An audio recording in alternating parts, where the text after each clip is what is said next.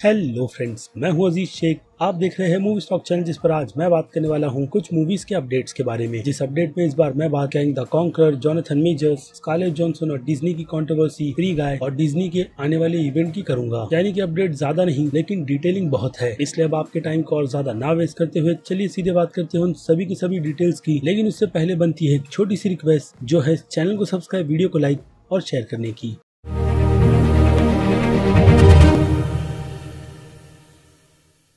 So friends, तो सबसे पहले बात कर लेते हैं फेस्ट यानी कि इवेंट्स के बारे में, जिनमें से दो बड़े बड़े इवेंट्स की तो कंफर्मेशन की गई थी। जैसे कि अक्टूबर 1 में ग्लम फेस्ट की इवेंट शुरू होगी, जिसमें हमें बॉलम हाउस से रिलेटेड कई सारी फिल्मों की आने वाली अपडेट दी जाएगी और हाँ, ट्रेलर्स भी। तो ऐसा ही नाम 16 अक्टूबर का डीसी फैंडम का भी है, जिसका पहला इवेंट काफी धमाकेदार रहा था, क्योंकि उसमें हमें डीसी यूनिवर्स से रिलेटेड फिल्मों से लेकर सीरीज की कई सारी कंफर्मेशन मिली थी। यानी कि इस बार डीसी वालों की तरफ से प्रिपरेशन पहले से भी कई ज्यादा की गई होगी फिल्मों और सीरीज के मामले में। इसलिए ये डेट फैंस के लिए काफी ज्यादा खास है, जिनमें फैंस की सबसे ज्यादा नजर अगर किसी कंटेंट पे रहेगी तो वो है मैट रीव्स के बैटमैन के ट्रेलर पर। और अब आप ये सोच रहे होंगे कि इन पुराने इवेंट्स की अपडेट मैं आपको फिर से रिपीट कर क्यों दे रहा हूँ। वेल, तो उसके पीछे का सबसे बड़ा रीजन है ऐसे ही एक इवेंट की अनाउंसमेंट जो फाइनली डिज्नी वालों की तरफ से की जा रही है। अब जी नहीं, ये डिज्नी की इन्वेस्टर डे मीटिंग नहीं बल्कि डिज्नी प्लस डे की अनाउंसमेंट है, जिस इवेंट को ऑफिशियली 12 नवंबर को किया जाएगा। यानी कि इस इवेंट में हमें सबसे पहले तो डिज्नी प्लस पर कौन कौन से कंटेंट आने वाले हैं उसकी अपडेट भी मिलेगी, और शायद से कई सारी बाकी दूसरी और अपडेट्स भी। और हाँ, उसमें शामिल एमसीयू के कई सारे कंटेंट भी होंगे, खास करके सीरीज, क्योंकि डिज्नी प्लस उसी के लिए बनाया गया है। यानी कि वैसे सारे के सारे दूसरे और कंटेंट के लिए, जिसे डिज्नी वाले अपने स्ट्रीमिंग प्लेटफॉर्म पर रिलीज कर सके। और 12 नवंबर की डेट डिज्नी प्लस डे के लिए इसीलिए इतनी ज्यादा खास है क्योंकि इसी दिन डिज्नी प्लस को भी लॉन्च किया गया था, जिसकी 2 साल की एनिवर्सरी को इस दिन सेलिब्रेट किया जाएगा। और साथ ही साथ इसी दिन डिज्नी प्लस पर होम अलोन के रिबूट वर्जन की फिल्म भी रिलीज की जाएगी, जिसका टाइटल होम स्वीट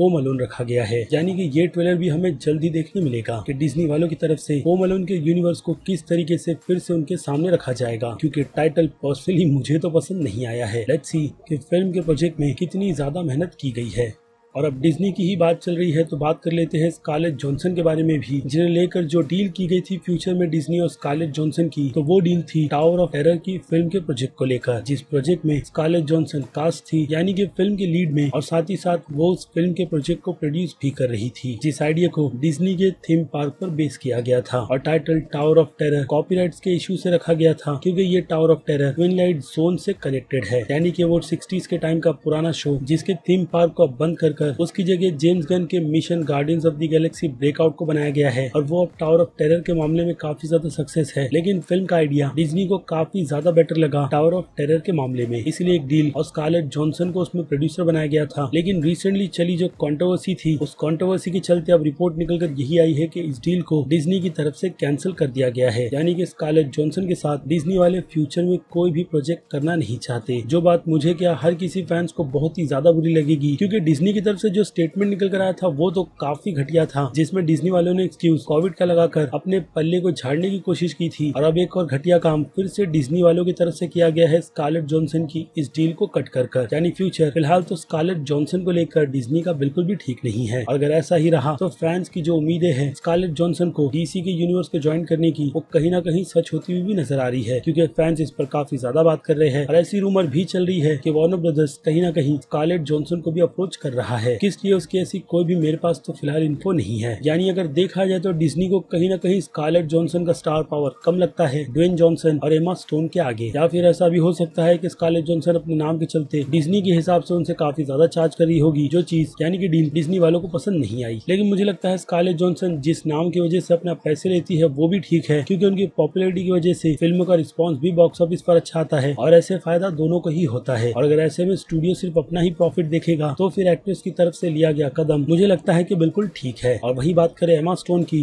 तो आपने सुना ही होगा कि डिज्नी की तरफ से उन्हें क्रूएला 2 के लिए ऑफर दे दिया गया, जिसके लिए वो मान भी गई है, क्योंकि कहा यही जा रहा है कि ये डील अच्छी खासी रकम में की गई है, जिसे 8 फिगर कहा जाता है पेमेंट के हिसाब से। और ये पेमेंट पहले भी क्रूएला 1 फिल्म के टाइम पर एमा स्टोन को दी गई थी, और सेकंड पार्ट के लिए भी उसी डील को साइन किया गया है, जिस 8 फिगर में ये पेमेंट उन्हें फिल्म की सक्सेस के हिसाब से दी जाएगी। और बात कर ले स्कारलेट जॉनसन की, तो स्कारलेट जॉनसन फिलहाल तो ना डीसी के यूनिवर्स में काम कर रही है और ऑब्वियसली ना ही डिज्नी के, लेकिन वेस एंडरसन की तरफ से उन्हें उनके अगले प्रोजेक्ट में कास्ट कर लिया गया है, जिस फिल्म की कास्टिंग देखते ही देखते बढ़ती ही चली जा रही है, वो भी अच्छे खासे लेवल पर। और अगर आपको नहीं पता है कि वेस एंडरसन का ये प्रोजेक्ट कास्टिंग के मामले में कितना ज्यादा तगड़ा होता जा रहा है, तो मैं आपको उस कास्टिंग के हिसाब से नाम ही बता देता हूँ, जिससे आपको आइडिया मिल जाएगा कि ये प्रोजेक्ट कितना ज्यादा तगड़ा बनता चला जा रहा है। क्योंकि स्कारलेट जॉनसन के अलावा इस प्रोजेक्ट में Tom Hanks, Tilda Swinton, Margot Roberts, Bill Murphy, Adrien Brody, Johnson Schwartzman और रूपर्ट स्ट्रेंड्स भी नजर आएंगे। लेकिन अब तक फिल्म का टाइटल कंफर्म नहीं किया गया है और ना ही फिल्म की ऑफिशियल रिलीज डेट, लेकिन ईयर कंफर्म है जो कि 2022 का है। और अब आ जाते हैं फ्री गाय फिल्म के अपडेट पर, यानी कि फिल्म के फर्स्ट पार्ट की रिलीज पर नहीं, क्योंकि कोविड की सिचुएशन इंडिया में कब प्रॉपर तरीके से ठीक होगी और कब सिनेमाज हॉल मुंबई में खुलेंगे, यानी कि महाराष्ट्र में, जिसके बाद लगेगा कि चीजें नॉर्मल है और फिल्मों की रिलीज बिल्कुल कंटिन्यू शुरू रहेगी। लेकिन इसी बीच फ्री गाय 1 फिल्म ऑफिशियली इंटरनेशनल लेवल पर रिलीज हुई है, जिसे लेकर बॉक्स ऑफिस प्रेडिक्ट करने वाले ज्ञानियों ने अपनी राय रखी थी इस फिल्म को लेकर कि ये फिल्म अपने ओपनिंग वीकेंड को 28 मिलियन के अराउंड कर सकती है। तो उन सभी के सभी ज्ञानियों के पूरे प्रेडिक्शन को उठाकर इस फिल्म के पहले ही वीकेंड के बॉक्स ऑफिस नंबर ने फेंक दिया है।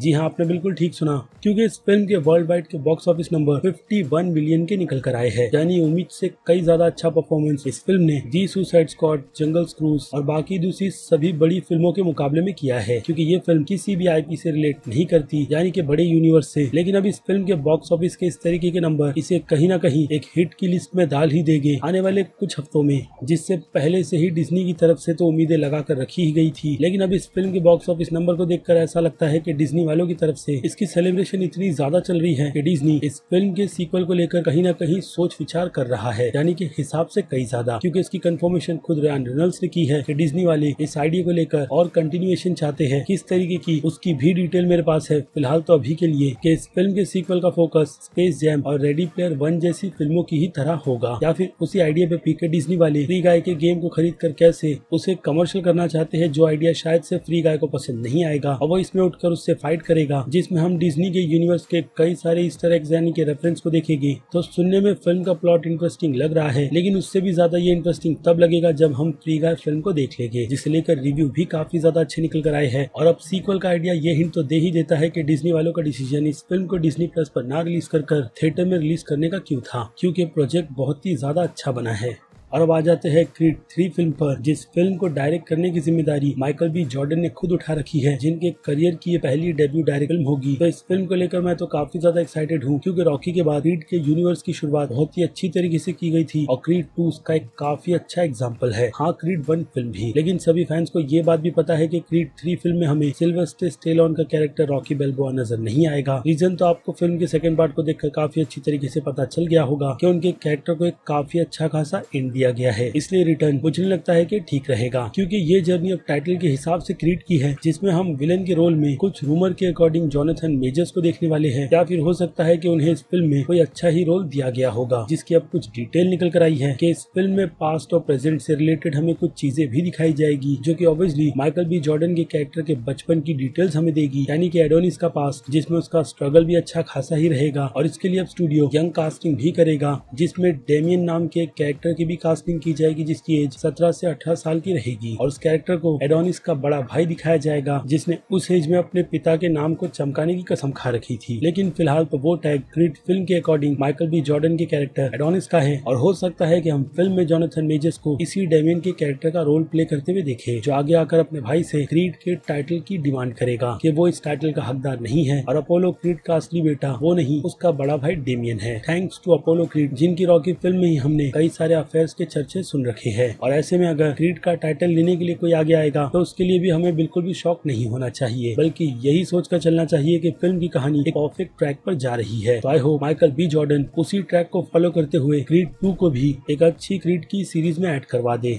और अब जबकि जोनाथन मेजर्स की बात हो ही रही है, तो बात कर लेते हैं उनके काफी शानदार होने वाले अपीयरेंस की, जो कि हमें ऑब्वियसली एमसीयू के यूनिवर्स में ही देखने मिलेगी, जिसकी एक झलक हमने फिलहाल तो अभी के लिए लोकी की सीरीज में देख रखी है। लेकिन वो अपीयरेंस जो जो हमने जोनाथन मेजर्स का देखा था वो ही हू रिमेन्स का कैरेक्टर था, ना कि कैंग द कॉन्करर का। लेकिन इस बार हम उन्हें Ant Man and the Wasp Quantumania film में कैंग द कॉन्करर के कैरेक्टर का रोल प्ले करते हुए देखने वाले हैं, जिसकी कंफर्मेशन खुद पहले तो केविन फेगे ने कर रखी थी और अब इस फिल्म के प्रोडक्शन को भी शुरू कर दिया गया है, जिसमें क्वांटम रिम काफी बड़ा पार्ट निभाने वाला है। क्योंकि अब इस फिल्म की सेट इमेजेस की लीक कहीं ना कहीं ये बात कंफर्म कर ही देती है कि इस फिल्म में भी क्वांटम रिम के यूनिवर्स में कई ज्यादा फोकस किया जाएगा, जिसे अभी के लिए तो पूरी तरीके से एक्सप्लोर नहीं किया गया। और जब उसे एक्सप्लोर करना शुरू किया जाएगा तो एंटमैन के एमसीयू के सारे फैंस के सामने कैंग द कॉन्करर का कैरेक्टर होगा, क्योंकि कुछ डिटेल इस क्वांटम रिम में सिटी के होने की कंफर्मेशन भी करती है, जिसमें शायद से फैंटास्टिक फोर भी हो सकते हैं या फिर कैंग द कॉन्करर, क्योंकि सेट की ये लीक इमेज हमें क्वांटम रिम के व्हीकल की ही कंफर्मेशन दे रही है। और अभी रिसेंटली जोनाथन मेजर्स ने भी बात कंफर्म की है कि वो अपने कैरेक्टर को शूट करने के लिए पूरी तरीके से प्रिपेयर हो चुके हैं और कुछ सीन्स वो शूट भी कर रहे हैं, वो भी कैंग द कॉन्करर के रूप में। यानी कि इससे भी रिलेटेड लीक हमें कई सारे देखने मिल सकते हैं। बट तब अगर सेट से हटकर यानी कि वर्चुअल सेट से हटकर इसके कुछ सीन्स को बाहर की लोकेशन में शूट किया जाएगा, क्योंकि आप सभी को ये बात भी पता होगी कि इस फिल्म की टेक्नोलॉजी को शूट मैंडलोरियन और थॉर द रैग्नारॉक फिल्म की ही तरह की जा रही है, यानी कि वर्चुअल में रखकर इस फिल्म को शूट किया जाएगा और फिल्म के लीक्स होने के चांसेस कई ज्यादा कम है। लेकिन फिर भी फैंस तो फैंस है, जो ये डिटेल तो निकाल कर लाएगी ही कि इस फिल्म में कैंग द कॉन्करर का लुक हमें किस तरीके का देखने मिलेगा और क्या उसे एक्वायर कॉमिक बुक से ही किया जाएगा या फिर लोकी की सीरीज के उस सीन से जहां हमने कैंग द कॉन्करर को बिना हेलमेट के देखा था, लेकिन डिटेल्स उसी पर्पल सूट की लग रही है। और याद रहे ये ही हू रिमेन्स नहीं बल्कि कैंग द कॉन्करर है, या फिर उसका एक और ऐसा रूप जो हम फैंस को बस यही हिंट देगा कि कैंग द कॉन्करर का एक वेरिएंट अगर इस फिल्म में ही इतना ज्यादा खतरनाक रहेगा तो एमसीयू के बाकी फीचर्स में वो सुपर हीरोज पर कितना ज्यादा भारी पड़ने वाला है। ये सारी चीजें अब इस फिल्म से रिलेटेड हमें काफी ज्यादा एक्साइटेड करती है। और अब जबकि लीक्स की बात हो ही रही है तो टेस्ट स्क्रीनिंग जो एमसीयू के यूनिवर्स की मून नाइट की जा रही थी उसकी भी इमेज निकलकर हमारे सामने आई है, यानी कि लीक इमेज जो आपको स्क्रीन पर दिख रही होगी। और उस इमेज में हम मून नाइट के कैरेक्टर का लुक बिल्कुल साफ साफ देख सकते हैं, जिससे रिलेटेड अगर और कुछ डिटेल्स निकल कर आएगी तो डेफिनेटली उस पर भी एक अलग वीडियो बनाकर मैं आपको उसकी पूरी की पूरी डिटेल दे दूंगा, क्योंकि ऐसे ही लीक्स शी हल्क की सीरीज से भी हो रहे हैं लेकिन उतने ज्यादा खास नहीं। सो फ्रेंड्स, तो ये थी सारी की सारी अपडेट कुछ हॉलीवुड मूवीज की, वो भी काफी डिटेल में, जिन्हें लेकर अब आपकी क्या राय है उस बारे में मुझे कमेंट कर जरूर बताइएगा कि आप इनमें से कौन से प्रोजेक्ट के लिए सबसे ज्यादा एक्साइटेड है और डिज्नी पर आपका गुस्सा थोड़ा ज्यादा है या कम। इसके अलावा अगर आपको वीडियो में कुछ भी पसंद आया है तो वीडियो को लाइक करना बिल्कुल भी मत भूलिएगा, इससे मुझे मोटिवेशन मिलती है इस टाइप के कंटेंट को अपने चैनल पर कंटिन्यू रखने की। तो चलिए अब खत्म कर देते हैं वीडियो को भी यहीं पर। मैं हूं अजीज शेख, आप देख रहे थे मूवी स्टॉक चैनल, जिसे अगर आपने अभी तक सब्सक्राइब नहीं किया है तो सब्सक्राइब कर लीजिए और बगल में बने हुए इस बेल आइकन के साथ साथ नोटिफिकेशन को भी ऑल पर क्लिक कर दीजिएगा। बाकी मैं मिलूंगा जल्दी आपसे दूसरी किसी वीडियो में किसी और फिल्म या फिर किसी और सीरीज के टॉपिक पर बात करते हुए,